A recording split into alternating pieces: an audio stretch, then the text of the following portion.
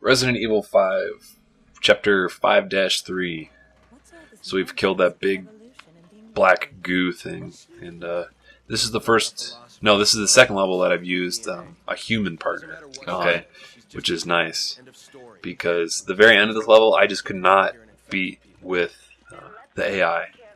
Yeah. Because I didn't know of a little trick that you could use to get past one of the bosses, so I don't know.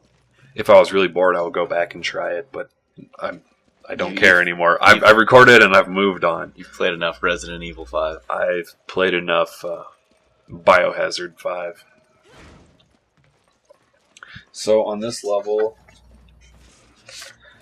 you have to get 30 enemies killed and less than 38 minutes clear time. So this is a pretty long level.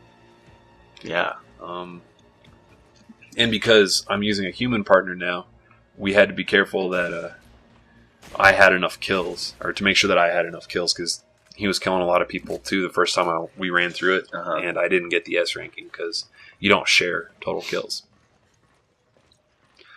And there's going to be one of these big ass bugs that drops down, or usually drops down right there, but he didn't fall that time. And you can just kill him with a rocket launcher or a couple shots from the Magnum. This is when the shit really gets crazy, because around the next, in the next area, there's going to be a couple guys with rocket launchers, and they kill you instantly, as you may assume. Yeah. So I think this is the chapter where the dynamic of the game really changes. Right, this is where it turns into Army of Two. Army of Two. Oh yeah, we were talking about that. Yeah. Or it might have been the last chapter where it turned into Army of Two. But anyway, yeah, this is where it gets very far from the traditional Resident Evil schema of doing things. Yeah, so it's a lot more running and gunning and do a you lot like less. It, or no? No, I don't, because it's not. Because other games do this better. Yeah, well, that's true. I mean, Gears of War does third-person shooters pretty good. Yeah. Yeah, there's a lot of action games that do shooting better, cover shooting and sniping, and I don't know, it's still satisfying to kill people on this game. It does a lot of things that other games don't, but yeah, there's better options, and I think they should have stuck with the slower paced, more tense, like quiet dogs jumping through windows suddenly. Yeah. Formula that made them so successful in the first place. Yeah. So when your partner goes across on this little platform, there's gonna be a couple guys that spawn, and two of the little tentacle face guys, and a couple snipers on the left and right. And it's shit like this. It's just completely tacked on just to make it so you have to use two people, and it's. I don't know. There aren't many games that really do co-op well, and I don't think this is one of them. I mean, this isn't creative use of co-op. It's just you run across, flip the switch, and then I'll jump on and you flip the switch again. That's not. Yeah, that's pretty tacked on. It's kind of like, I don't know, just as dumb to me as any PlayStation 3 game that forces you to do the motion controls at one point during the game. If you're on fire, waggle your controller. Yeah, or in Killzone 2 when you turn the crank by turning the controller. Yeah. It's one part of the entire game, and it's fucking stupid. And whatever. So, like I said before, this is where all the rocket launcher guys come up. Fortunately, their guns have the big old green lasers on them, so you can see where they're aiming and tell when they're about to hit you. Now, I got a question you may not know. How do achievements and trophies compare? Are they the same? I'm pretty sure that they're the same, except for the PlayStation version has a platinum trophy for getting every trophy. Okay. That's the way it's been with most games. The only difference is that bonus for 100% completion. Right. But I haven't checked, so I'm just going to assume. Yeah, it's probably the best way to go. Mm-hmm. You wouldn't want to waste time looking into something. Research? Yeah. Fuck no. Why would I want to do that? Yeah. Whoa, 2 more tentacles. Now, you can use a flashbang to kill those guys with one shot, or one Flashbang.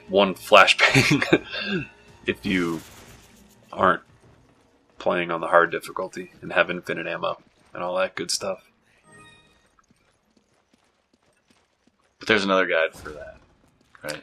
There will be another guide for that. I've recorded about half that game. We'll be doing those voiceovers today. Oh, great. For your information. Fantastic. Not that anybody else out there, not that information is relevant to, but yes.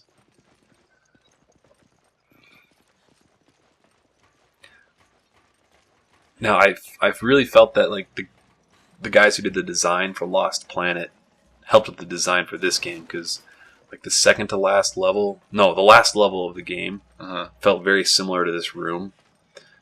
It's just like a large vertical, almost Cloud City-like column.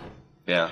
And with these like weird pods all over the side of it. And there's a part like that in Lost Planet where you're in like a mech suit and like flying straight up, and it was pretty dumb. And the bosses are, huge and ridiculous in Lost Planet, and they're just like that in this. So now we're on this spinning platform,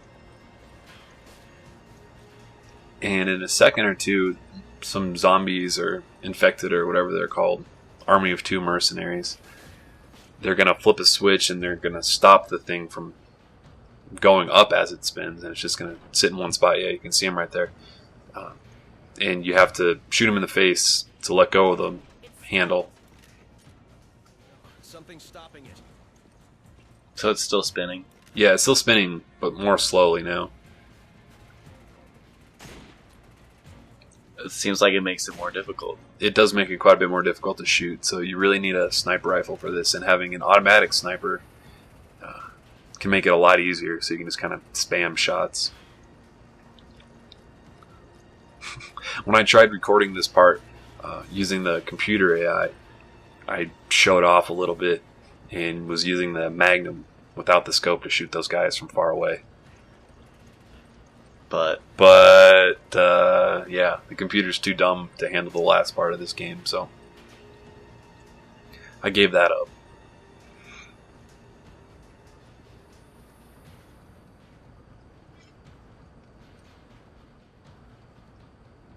So this happens over and over?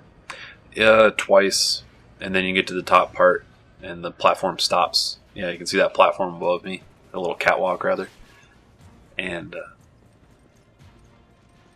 yeah. Seems like games use the mechanic of going up an elevator, fighting someone for a little bit, going up more. Like, there was one of those in Condemned 2. Yeah? Yeah. Wasn't there something like that in Turok, the most recent Turok game? I think so. Yeah. Yeah, there's definitely a lack of creativity when it comes to a lot of shooting games recently. Yeah. That's kind of really starting to drive me insane. And it's only because we're spoiled and we play a lot of games that we get bothered by this. And if you only can buy 2 or 3 games a year, you'll probably never notice it and be perfectly happy. But, shit like this kind of has made me jaded. Yeah. Which I think is a problem with a lot of game reviewers, too, because they play every 5 games a month. And then every game has to be on the 8 to 10 scale. Yeah. For IGN or GameStop or whoever. So. Yeah, it's weird how I don't think movie reviews are quite like that. Like, a movie can get a bad score and still do well. Right. They Well, don't like freak out. it's like the fanboys don't freak out. Yeah. Oh, maybe they do. I don't follow the Yeah. online movie Rotten Tomatoes Yeah. scene enough to know, but yeah. Continued in the next video.